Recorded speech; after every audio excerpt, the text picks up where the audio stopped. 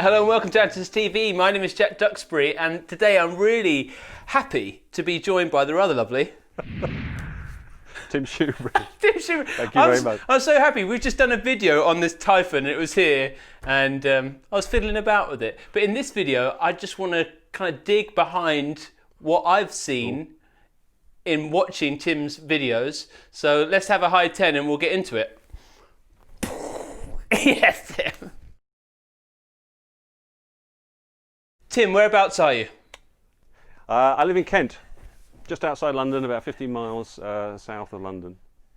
I watched all those videos and I used to try and imagine whereabouts you were, because, and I really mean it. Go, if you haven't seen his videos, type in Tim Shoebridge into YouTube, and I've learnt so much about the synthesizers. Sadly, after the fact, I've done a video and realised I missed, I missed all these things to talk about. But firstly, that's is that in your house, or the synth cave? It is, yeah. It's a little home studio, yeah. And and there are downsides to that. It's nice to just fall out of bed and come here, but I've got people knocking at the door, and a dog barking, and general mayhem that goes on. So it's not ideal, but yes, it's convenient. Yeah. How did you get into YouTube? Ooh. Well, before YouTube, I mean, I've been doing YouTube for a few years now, well, 2 or 3 years. Before that, I did Vimeo, which was sort of like, more orientated to filmmakers and photographers and that kind of thing. Because, I'm a photographer, kind of by trade. I mean, I've got a day job that pays the bills and stuff, but I do some professional photography work as well. And I started putting together videos on Vimeo. Not really reviews of cameras, but tests of cameras and lenses and comparisons and that kind of stuff. Right. And someone said to me, you're wasting your time, stick it on YouTube, that's where everyone is. So I went to YouTube, had a go at that, and no one wanted to watch any of my videos. It was all rather depressing. But, I'm into music. I've been into music all my life, and I've been sort of like composing music for 20 years now. So with my videos, I was doing my own soundtracks basically, and I started to get people saying to me, what's that music that you've got on your video? And I'd say, well, just something I wrote, and that turned into a little bit of a sideline business for me to like write music for people who are putting together their own videos. Very, very small budget stuff. Nothing exciting at all. But I noticed that on YouTube there was more interest in the music than there was in me and my cameras. So I did a little Dreadbox video, just a little tune I put together with some of my Dreadbox synths, and that was quite popular. And I think about, 2 years ago, Behringer released the Model D, and there was a huge interest in that synth. Some positive interest and some negative interest, and I think I was one of the first people in the country to actually receive mine. And not that I was at the front of a queue or anything, but I just got mine early. I did a few videos on it, and people really liked it. So I would do a little bit of noodling around on it. I would sort of like showcase some of its capabilities, and I'd just write tracks for it basically. And that's how it turned into what it is now. Is that I realised that people want to see, not just reviews of synths, but actually people using them and in real life. So that's what I do with all of my videos. Is I pay as much attention as I can to actually writing music with the synth, as well as just showcasing the synth and speaking about it. And that's it's kind of taken off, and I'm really I feel very privileged, to be honest with you, that I've got to where I've got, which it's only a little channel, but I feel that there are people interested in what I'm doing, and that's great, So, well, I'm definitely one of them, and that's because I think everything you said comes across in those videos. That the fact that you're using them, the fact you wait to do the review, so you've lived with the synthesizer. You've bought the synthesizers that you use. Indeed, yes, which exactly. It's a really hard one. I can understand why people don't trust me. I've got a shop T-shirt on. It doesn't. It's a difficult. that's a difficult thing. You know, on 2 occasions I've been lent a synth to do a review with, and you know, no one said to me, "Here's the synth, do a nice review." No one said, "Say positive things." No one's told me what to do. But you know, in the back of your mind, there is you know, a kind of, you know, it's an unsaid obligation that you're not going to trash the thing, because otherwise, why are you being lent it in the first place? You know. But you know, but that said, there are no bad synths, so it is kind of easy to do a good review of a synth. You know. There are some teething issues, certainly with ones that have got a lot of sort of like digital control in them. You know, there's a lot of issues, and you know, and I've been quite outspoken about saying that maybe some synth manufacturers release their synths too early, or they don't test them enough before they release them. I think that's a shame, but I've seen that in the camera industry for a very, very long time, and you know, it's just kind of, we're all getting used to it now, that you know, there will be bugs, there will be issues, but yeah, I try and be as absolutely honest as I can. I received a synth once, I actually bought it, and it was in such bad state with its version 1 firmware. I couldn't get it to connect to a keyboard or anything, and I just didn't do the review. I was not going to go there. I just thought I'll give them some time. You know, they need to fix their problems, and then I'll come back to it. So yeah, it's difficult when you do get stuff to review that you know, you've been lent, but I try and do reviews of everything that I bought with my own money. I think that you know, that helps, and absolutely I spend as much time with the synths as I possibly can. I want to feel, you know, I don't feel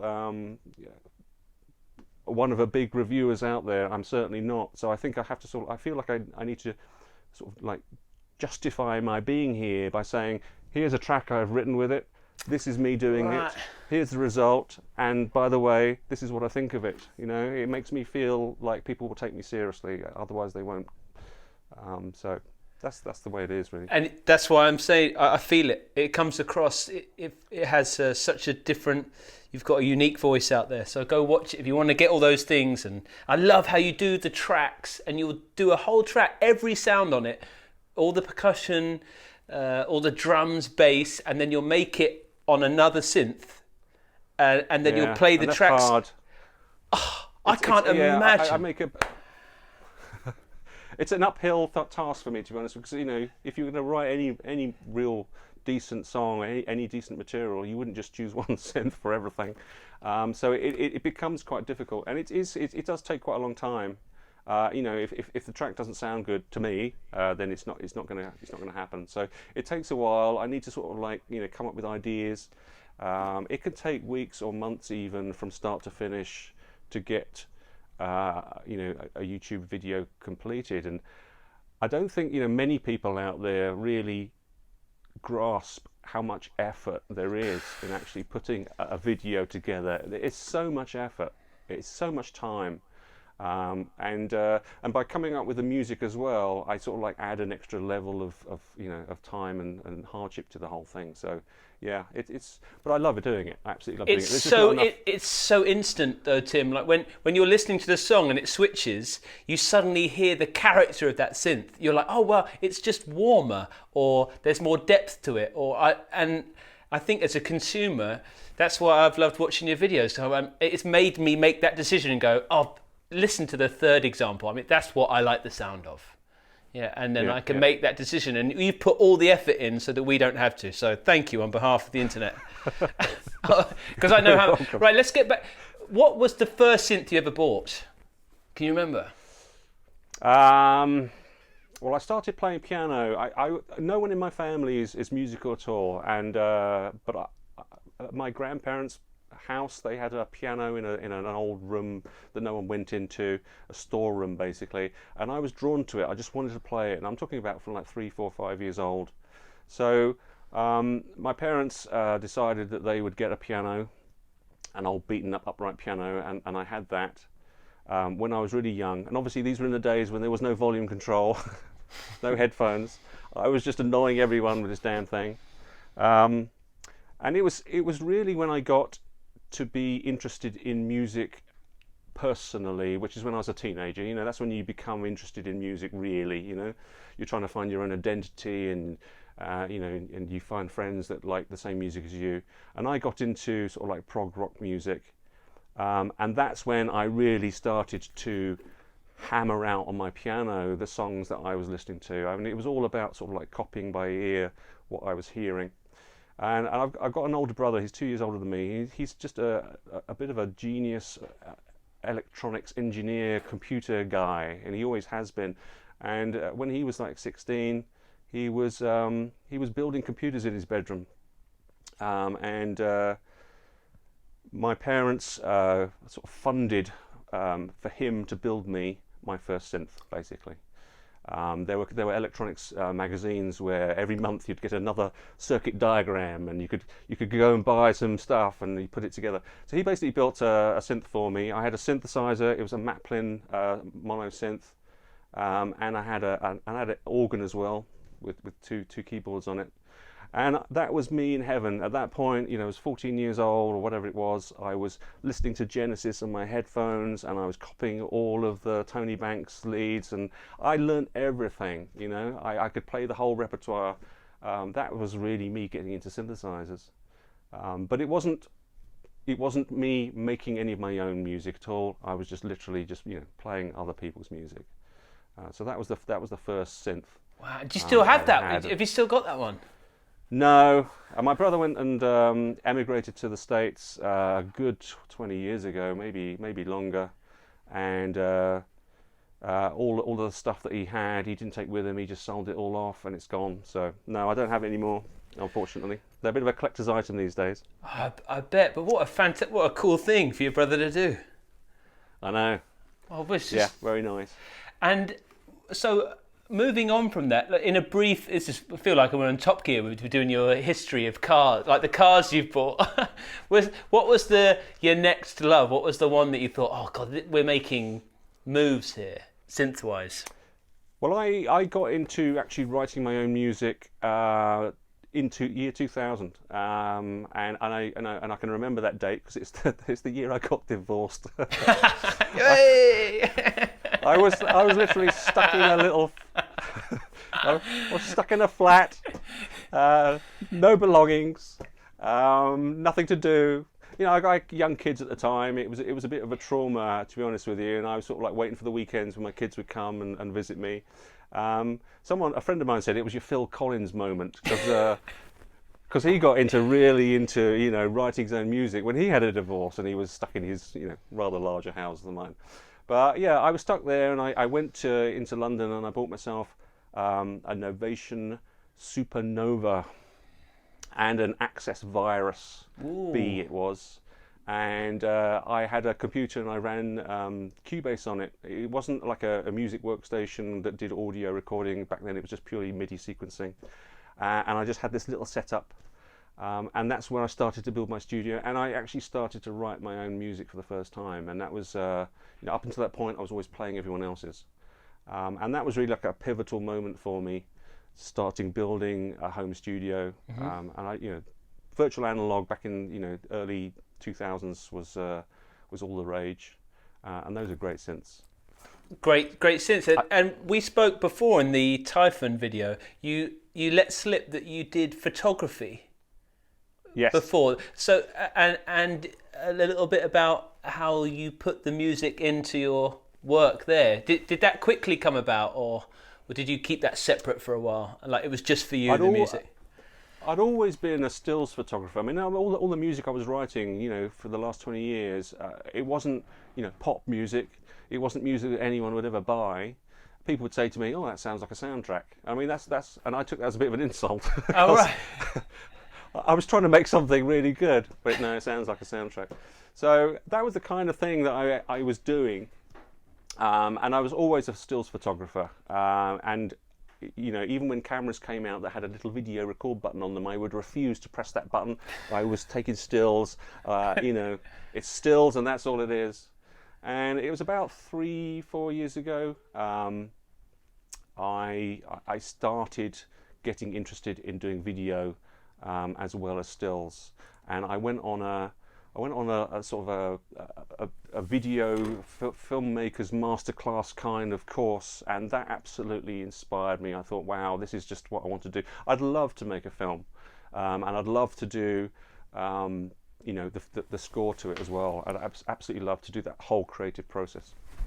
So it was at that time of really just discovering video, that you can, you know, shoot video, and you know, modern cameras, they just shoot such wonderful video. You know, you could, you know, make a Hollywood blockbuster out of a little you know, little camera these days. So that's when I really, you know, discovered that I can put my music to my own creations, and I'm in complete, you know, control of the audio and the video, the whole kind of experience, if you like. So yeah, and I feel it. I feel it, Tim. I feel it. Go watch the videos. Just don't take my word for it. Go watch them, because sometimes they are very. It's just so well composed with intros and moody music. I get it, and I'm watching a synth review. It's like an intro to Star Wars. What do on a dorky note, what cameras do you use in there for it? Because it looks brilliant. Whatever. Thank you. That's very kind of you. Yeah. I've got, well, you know, I mean, I used to be a sort of like a semi-professional photographer. I mean, I've always got a day job, but all my life, I mean, going back to when I was like 14, 15, again, I was earning money as a photographer. I had my own darkroom, and I was really, that's what I wanted to actually do as a job.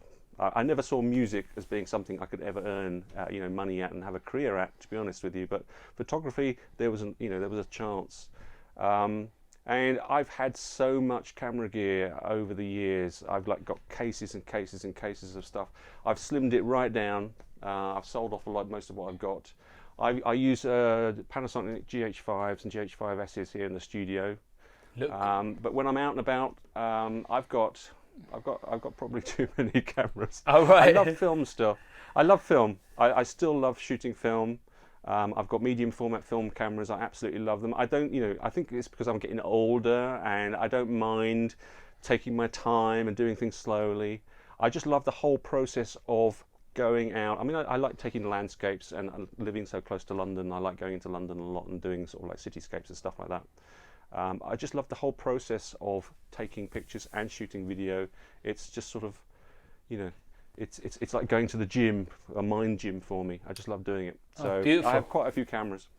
Yeah, it's a real treat to watch.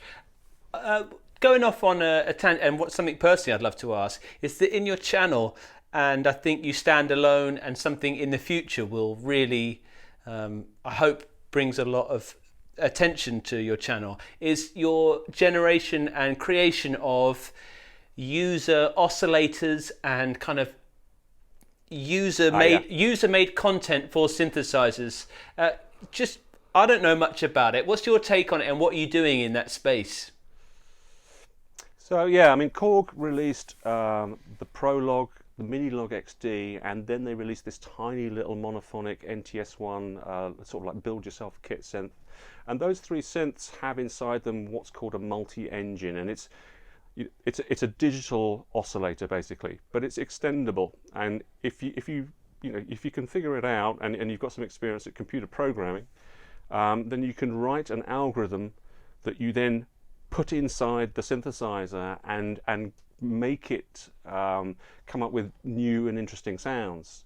Not just sounds like in oscillator sounds, like, you know, sawtooths and square waves and all sorts of other waveforms, but you can also extend the effects as well. So, like, you know, Sine Vibes provided the Typhon effects. He's produced an awful lot of effects for these synths as well. So it's something I just stumbled into. I just thought I'll have a go. I never expected to be able to get it to work, but I was quite dogmatic about it, and got something to work. And then for me it was, well, how can I produce something different to what's there already inside these synthesizers and what everyone else is producing? And I really started to sort of like think about, well, what's the limitations of a Minilog XD? It hasn't got a lot of modulation capabilities, so maybe I'll provide some of that going on. I try and find things that are kind of unique that I can put inside it, and it's an amazing opportunity and possibility. I really would like to see other synth manufacturers have extendable architecture the same way as Korg have done, because you can bring a whole different level to that instrument. When you kind of think you know it all, and you're running out of ideas for patching it, now you can install a user oscillator and come up with a whole different set of sounds. So I really love it. It's difficult sometimes to come up with ideas, and they take a long time. I mean, I did a user oscillator. It's called Beats, where actually you press the keys and you've got different drum sounds, because the Minilogue XD's got a sequence inside it, so you can sequence your own little drum patterns, and that took me almost a year from start to finish. I mean, not obviously all the time, but it took me almost a year to actually get that done, because I had to come up with every single drum sound. Wow. And literally program it in a computer language called C++. So it's an interesting experience, and it's a big challenge, but I love it. Yeah, it's good.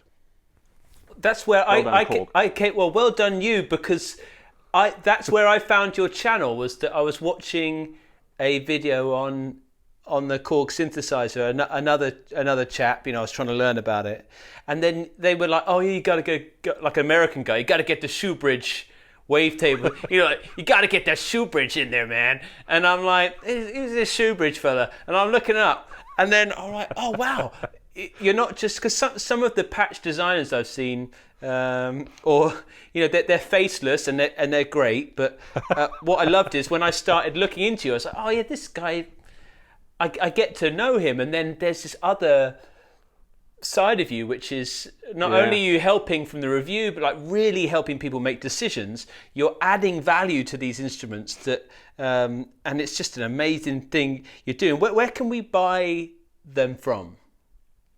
So I've got a website. It's called soundmangling.com. But all, I mean, I try and showcase all of my my oscillators with a YouTube video. So like I treat them like any synth review. I'll come up with some music for them, or I'll come up with as many patch ideas as I can. And I'll do like a sort of tutorial of how to use the oscillator. So even if you just go find me on YouTube, I'll provide links always in my videos as to how you can go and purchase and download these oscillators. But soundmangling.com is my website. I mean, I don't know, I just released one a couple of days ago. I think it's my 12th oscillator. The thing is, I sort of like, when I think I've run out of ideas, then suddenly out of nowhere comes this idea. I mean, my latest one is the one obviously that I'm proudest of. And I basically, there's a synth, I've got it here, you can't see it, it's just off camera, but it's a Korg polysynth from back in 1985. It's called the DW8000. I think there was a 6000 as well, and it was like Korg's first kind of hybrid, digital waveforms but analog circuitry synthesizer.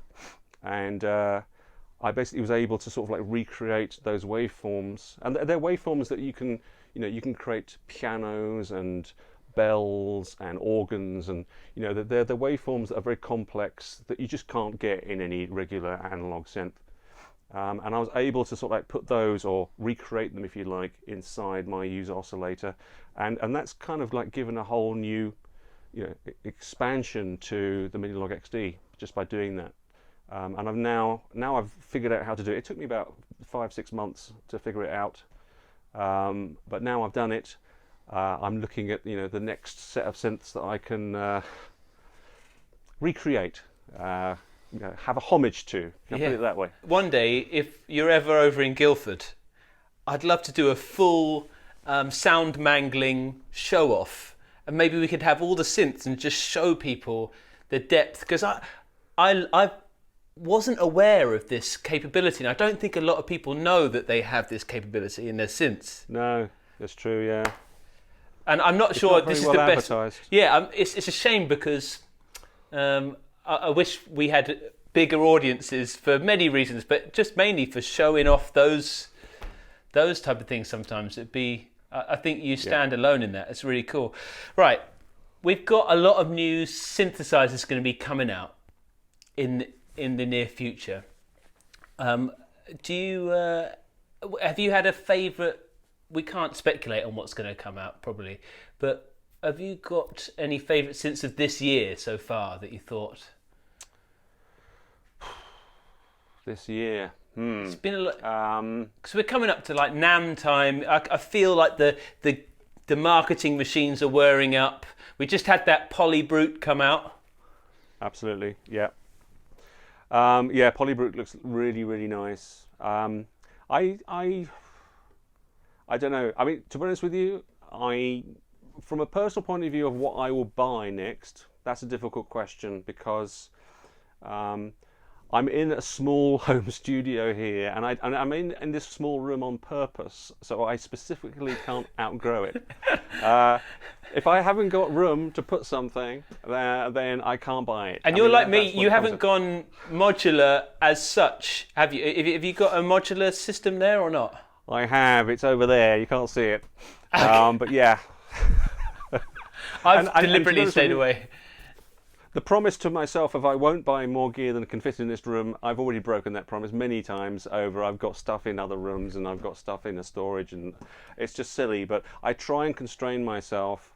You know, I go through the, buying stuff. I like buying older stuff, to be honest with you, and not just the latest new stuff, because there's so many great synths that have been made that we just don't really sort of care about anymore. They're not the next best thing.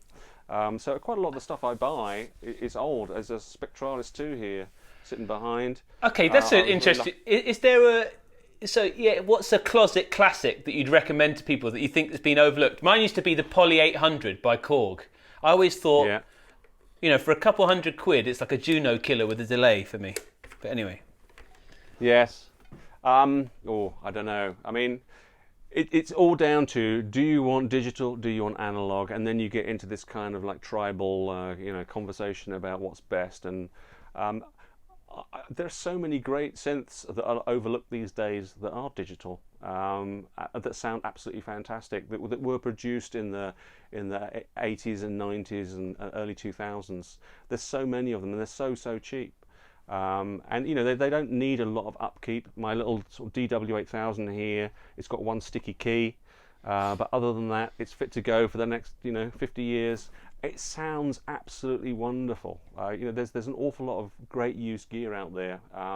If you can find enough videos on them and get to know them enough. But in terms of new stuff, I'm kind of saturated, and this is what I was thinking about the Typhon, to be honest with you. When I first heard about it, I thought, okay, I've got so many monosynths, I don't need another monosynth, to be honest with you. But then, so I had a bit of a closed mind over it. But then when I got the chance to actually play with it, I'm blown away by it, and it sort of like, it knocks so many other monosynths in the bin. It's just so fantastic. So it's a difficult thing for me to sort of like keep on wanting to acquire new stuff, versus stick with what I've got. But then I've got my YouTube channel, and I need new things, so I need to be doing reviews. And you can see it right in the corner of the shot there. I'm assuming, well, this is an interesting thing. You've got a lot of synths there, like in a fire, if there, or God forbid, and you had to grab one synthesizer that's in there. I'm guessing, but I may be wrong, but if you had to grab one, which one are you going to grab? These two. Oh, for real? It's an OB6 and a Prophet 6. I can't do without these. They are literally, they're attached to me mentally, emotionally. I absolutely love them to bits, I have to say. I would be running out of a blazing building with these two. I love that, because I've got a Prophet 6 and I lust after the OB6. There's a lot of videos out there, conjecture. What do you feel is the difference between them, and do you think you need both? Do they fill out different spaces? The Prophet 6 is certainly the most capable in terms of the types of sounds. I did a few tracks I wrote a few months ago, just purely using these two synthesizers, and there were certain sounds that the OB6 was perfect for but it hasn't got the same sort of like breadth of sounds that a Prophet 6 does. The Prophet 6 I ended up using probably about 70 or 80% of the time. But that said, when you want the sounds that an OB6 can do, there's nothing like it. It just sounds absolutely beautiful, you know. So yeah, if I had to choose one to keep, it would. I mean, to be honest with you, I bought the Prophet 6. I thought, okay, I'm going to buy an OB6 and I'm going to make myself choose which one I will keep, and I will sell the other one. And here I am, a year later, and they're still here, and I can't choose. It's not possible. And that's also, I was going to say, in the corner of your shot, we've got a Moog 1 there, or Moog 1. Yes, we do. What's it like? It's kind of like when you, in Guildford, I go running and I run past houses. I think, I wonder what it's like having a Bentley and a Porsche. What's it like? You know, what's it like owning the Moog? Is there a sense of, is it daunting to have it, or is it fun? What's it like?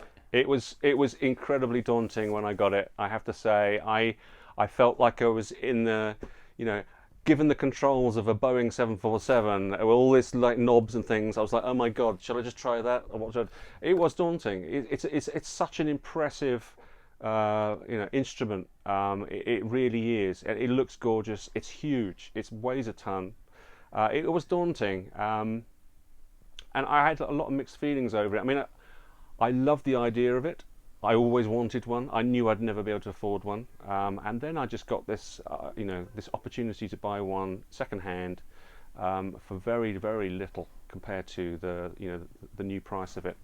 And I just thought to myself, it's an opportunity of a lifetime. I either grab it and take it, or I don't. And if I find that it doesn't work out, I'll just sell it. You know, that's my kind of approach when I buy stuff. It's a beautiful sounding instrument, and it's got so much depth to it. But it's complicated. You know, it's complicated from the word go. You know, even just dialing in an LFO or an oscillator and the buttons and stuff. It's not as an immediate as any of these. You immediately you are in the process of making sounds with it, and that's what it's there for. You know, it's there to draw you in. I'm quite surprised the number of people have Moog 1s and are interested in buying presets for it, because that just kind of, to me, doesn't sound right. It's a synth to make music and make sounds with, not put a preset in it and just select it and play it. To be honest with you, it really is. I don't use it for everything, and that's partly because of the layout of my studio. If I could fit it here, in front of my door and everything, I'd play it an awful lot more. I'd need to sort of like refit the whole place in order for that to work. So it's over there. I go over to it and I play it, and I absolutely love it. I have to say, I absolutely love it. It's a gorgeous sounding synth. The key bed is beautiful as well, isn't it? I remember it stands alone. Yeah. It's trying to give you that sort of like not a loose synth keyboard feel. It's trying to give you something a little bit extra there, almost like semi-weighted but not quite. It's quality, and it's a huge price tag. But then when you think about what it is, and it is 3 synthesizers in one synthesizer. And when you look at what the competition is, well, there is no competition. But if you were to, if you were to take 3 Prophet 6s, you'd have a Moog 1, but not quite, because it's still more than 3 Prophet 6s. It's just, you have to ask yourself. Well, I ask myself, do I need it? That's a difficult thing. I'm definitely, there's a kind of a sports car kind of feel to it. I've got it. Isn't it great? When I do my videos, I tend to cover it up. I put a cover over it. I don't want it to be there. You know. That's why I love you, Tim. I love you, Tim. I see it. That's why I'm so excited. Even then, and when you watch Tim's videos, I love how you really say, because I was looking at the Poly D, and I really just felt your honesty coming through there. You were like, to be honest, I've sat at the Poly D a lot and I believed you and I could hear the sounds, and then it made me use my heart and my ears and go, wow, this is actually the sound I want. Get over the Behringer thing. It sounds great. Yeah. It feels great. There are plenty of people that don't believe me though. Whatever. But do you have any people that you watch on YouTube? Whatever it is, do you have any favourites that you're watching? Synth-wise? I do an awful lot of watching, yes, absolutely. I mean, all the big names, I watch them. I watch Andertons, absolutely, of course I do. No, hang on. I do, absolutely. I've got, I'm constantly looking at what other people are doing and trying,